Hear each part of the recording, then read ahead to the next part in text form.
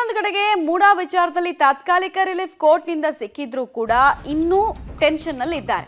ಒಂದು ಹೈಕೋರ್ಟ್ನ ತೀರ್ಪು ಏನು ಬರುತ್ತೆ ಅನ್ನೋದು ಕುತೂಹಲ, ಇನ್ನೊಂದು ಪೊಲಿಟಿಕಲ್ ಫೈಟ್, ತಮ್ಮ ರಾಜಕೀಯ ಭವಿಷ್ಯಕ್ಕೆ ಕುರಿತಂತೆ ಇರುವಂತಹ ಪ್ರಶ್ನೆ ಕೂಡ ಇದೆ. ತೀರ್ಪಿನ ಮೇಲೆ ಸಿಎಂ ಸಿದ್ದರಾಮಯ್ಯ ಮುಂದಿನ ಹೋರಾಟಕ್ಕೆ ಸಜ್ಜು ಕೂಡ ಆಗ್ತಾ ಇದ್ದಾರೆ. ಒಂದು ಪೊಲಿಟಿಕಲ್ ಫೈಟ್, ಇನ್ನೊಂದು ಲೀಗಲ್ ಫೈಟ್. ಸೊ ಎರಡೂ ವಿಚಾರದಲ್ಲಿ ಹೆಂಗೆ ಮೂವ್ಮೆಂಟ್ ಇಟ್ಕೊಳ್ಬೇಕು ಅಂತ ಯೋಚನೆಯನ್ನು ಮಾಡ್ತಾ ಇದ್ದಾರೆ. ಕಾಂಗ್ರೆಸ್ ಹೈಕಮಾಂಡ್ ಜೊತೆಗೆ ಚರ್ಚೆಗೆ ಮುಂದಾಗಿದ್ದಾರಂತೆ ಮುಖ್ಯಮಂತ್ರಿಗಳು. ಆ ಬಳಿಕ ಕಾನೂನು ತಜ್ಞರ ಜೊತೆಗೂ ಕೂಡ ಚರ್ಚೆ ಮಾಡಿ ಮುಂದಿನ ಹೆಜ್ಜೆನ ಇಡ್ತಾರೆ ಅಂತ ಹೇಳಲಾಗ್ತಾ ಇದೆ. ಮೂಡಾ ಪ್ರಕರಣದ ಪ್ರಾಸಿಕ್ಯೂಷನ್ ಅನುಮತಿ ಇಲ್ಲಿಗೆ ವಾದ ಪ್ರತಿವಾದಗಳ ಅಂತ್ಯ ಆಗಿದೆ. ನಿನ್ನೆಗೆ ಪ್ರಕರಣದ ತೀರ್ಪನ್ನು ರಿಸರ್ವ್ ಮಾಡಿದ್ದಾರೆ ನ್ಯಾಯಮೂರ್ತಿ ನಾಗಪ್ರಸನ್ನ ಪೀಠ.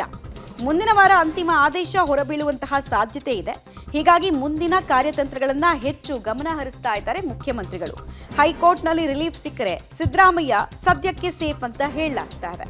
ಒಂದು ವೇಳೆ ರಿಲೀಫ್ ಸಿಗದೇ ಇದ್ರೆ ಅದು ಸುಪ್ರೀಂ ಕೋರ್ಟ್ ತನಕ ಹೋಗೋದ್ರಲ್ಲಿ ಯಾವುದೇ ಅನುಮಾನ ಇಲ್ಲ. ಮತ್ತೊಂದು ಕಡೆಗೆ ರಾಜಕೀಯವಾಗಿ ಕೂಡ ಈ ಸಿಎಂ ಬದಲಾವಣೆಯ ಕೂಗ್ತಾ ಇದ್ದಾರಲ್ಲ, ಅವರ ಧ್ವನಿಗೆ ಇನ್ನಷ್ಟು ಬಲ ಸಿಕ್ಕಂತಾಗುತ್ತೆ. ಅದನ್ನು ದಮನ ಮಾಡೋದಾ ಅಥವಾ ಲೀಗಲಿ ಫೈಟ್ ಮಾಡೋದಾ? ಸೊ ಅಡಕತ್ರೆಯಲ್ಲಿ ಸಿಕ್ಕಾಕೊಂಡು ಆಗ್ಬಿಡುತ್ತಲ್ಲ ಪರಿಸ್ಥಿತಿ ಅನ್ನೋದು ಮುಖ್ಯಮಂತ್ರಿಗಳಿಗೂ ಗೊತ್ತು. ಹೀಗಾಗಿ ಏನೇನು ತಯಾರಿಗಳನ್ನು ಮಾಡ್ಕೊಳ್ಬೇಕು, ಪ್ಲಾನ್ ಎ ಹೇಗಿರಬೇಕು, ಪ್ಲಾನ್ ಬಿ ಹೇಗಿರಬೇಕು ಅಂತ ಚರ್ಚೆಯಲ್ಲಿ ತಮ್ಮ ಆಪ್ತರ ಜೊತೆಗೂ ನಿರತರಾಗಿದ್ದಾರೆ. ಮತ್ತು ಹಲವು ಕಾನೂನು ಪಂಡಿತರನ್ನ ಕೂಡ ಸಂಪರ್ಕ ಮಾಡಿದ್ದಾರೆ ಮುಖ್ಯಮಂತ್ರಿಗಳು. ಮುಂದಿನ ಕಾನೂನಿನ ಹೋರಾಟದ ಸಾಧಕ ಬಾಧಕದ ಬಗ್ಗೆ ಕೂಡ ಚರ್ಚೆಯನ್ನು ಮಾಡ್ತಾ ಇದ್ದಾರಂತೆ.